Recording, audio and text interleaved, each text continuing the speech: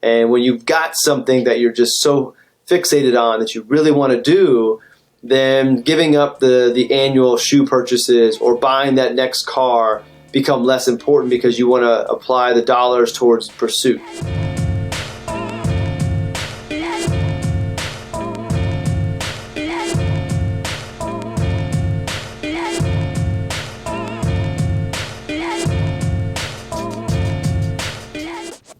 Welcome back to another episode of Pursuit. Hope you had a great week. I'm coming off of a great one. High energy, a lot of creativity, some great meeting with clients, recorded a couple podcasts, met some great new people. So I am riding high, and I hope you are as well.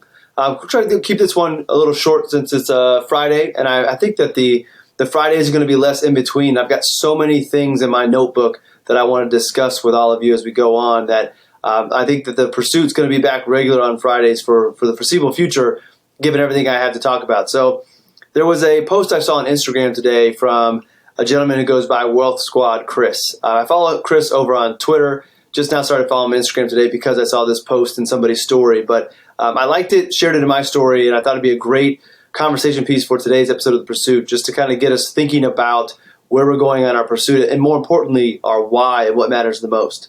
So his post on Instagram, which actually was from a picture of a tweet, said, "Cars, clothes, and jewelry will only keep you excited for so long.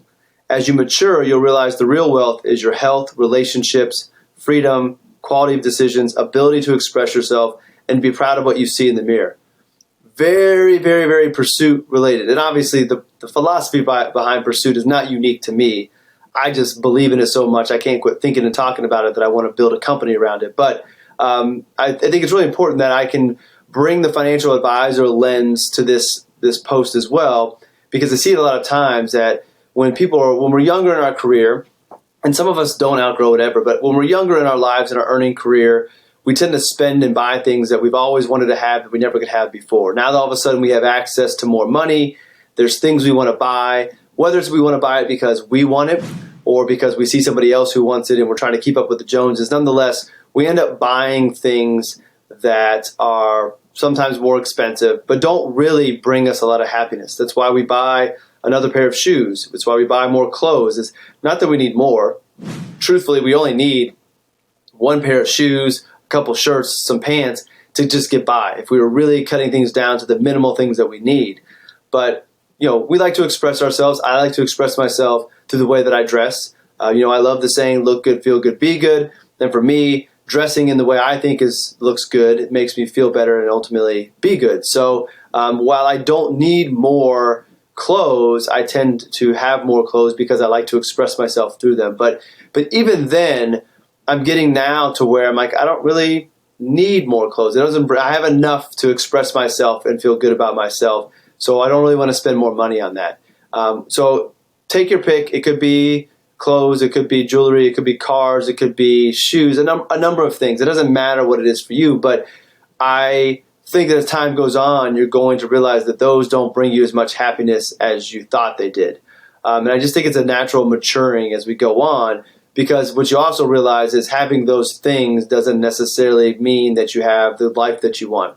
Having those things doesn't mean that you're going to live longer and actually get to enjoy them for a long period of time. Those things are just momentary pieces of happiness, and that dopamine hit, or maybe it's serotonin, one of those chemicals in our brain that makes us feel good and then wanes off over time, and that's why we go back to buying those things.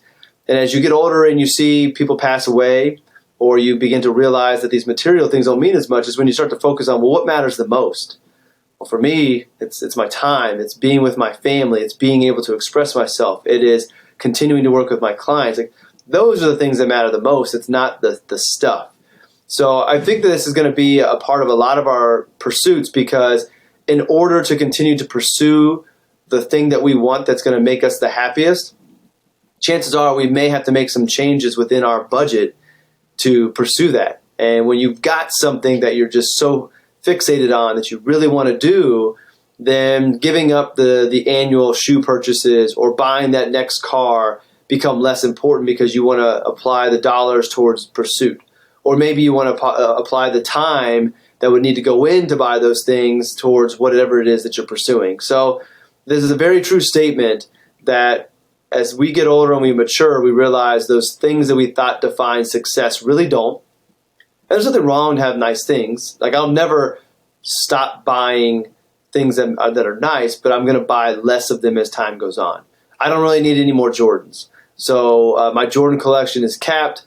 I won't buy another pair of Jordans unless one of mine needs to be replaced, because they're not really that important. They bring me a little bit of joy and happiness, but not enough. There's other things I'd rather do with the time that I need to make the money to buy the shoes, or the actual money to buy the shoes. I'd rather apply towards building out Pursuit, or having another experience with my boys and taking them to a basketball game or to a movie or whatever it might be. So I can't convince you that you don't need as many material things as you think you might. It's something that you're going to grow into with money and lots of things in life, but particularly with money, there are lessons that we're all told growing up. It doesn't matter that people are telling us. We have to experience it ourselves. We have to get to that point where we make that realization, because if we let somebody else determine for us, then we'll always wonder and we'll regret. And when we have the ability to go buy or go do, we're going to go do it. And eventually you'll get to that point. My only hope is to help you realize that a little bit sooner. So find the things that really matter to you the most, and be able to afford those and bring those into your life. But then don't worry about buying more and more things, because it's not going to make you as happy. Spend more time investing in yourself, whether it be your health, your education. Spend more time investing in your relationships, expressing yourself, as Chris said, which I absolutely love, because that I think expressing yourself leads you to finding your passions, which finding your passions leads you to going down the pursuit, which leads to a life of more happiness and minimal regret. So I just wanted to throw that little quote to you, have you think about that over the weekend. I'll read it one more time, and then we'll let you get on to your day. So, cars, clothes, and jewelry will only keep you excited for so long. The excitement with those will wear off. As you mature, you realize the real wealth is in your health, relationships, freedom, quality of decisions, ability to express yourself, and to be proud of what you see in the mirror. That's it. Mic drop. I have nothing else to add to that. So I want to thank you for joining and tuning in. Again, I wanted to keep this quick, get you to your weekend. Thanks for joining me on my pursuit. It is an honor to be a part of yours, and let's keep pursuing.